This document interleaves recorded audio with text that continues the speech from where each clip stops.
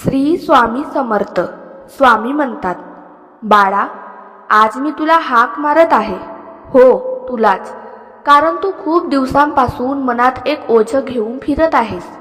बाहेरून सगळ्यांना सांगतोस की मी ठीक आहे, पण रात्री एकटं असताना तुझं मन किती रडतं हे मला माहीत आहे. तू विचार करतोस, स्वामी, माझ्या नशिबात सुख आहे का नाही? मी इतकी वर्ष वाट पाहतोय. माझी वेळ कधी येणार? माझी इच्छा पूर्ण होईल का नाही? म्हणून आज मी तुला हा संकेत देण्यासाठी आलो आहे. ऐक, गेल्या काही दिवसात तू खूप विचित्र गोष्टी अनुभवत आहेस. कधी अचानक माझी आठवण येते, कधी एखादा संदेश समोर येते, कधी मनात न सांगता येणारी शांतता निर्माण होते. हा योगायोग नाही.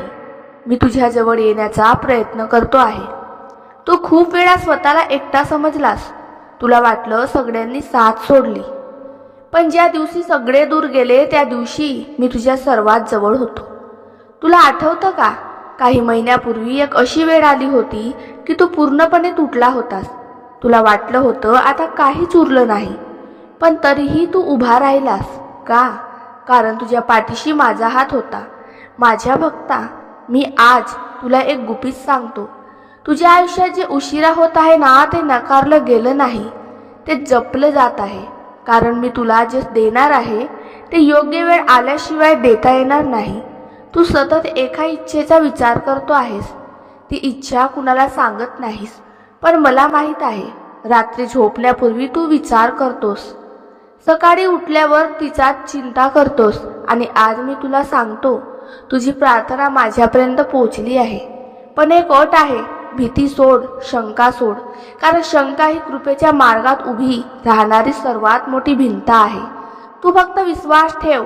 आजपासून जेव्हा जेव्हा मन घाबरेल तेव्हा डोळे मिटून एवढंच म्हण, स्वामी, मला मार्ग दिसत नसला तरी तुम्हाला दिसतो.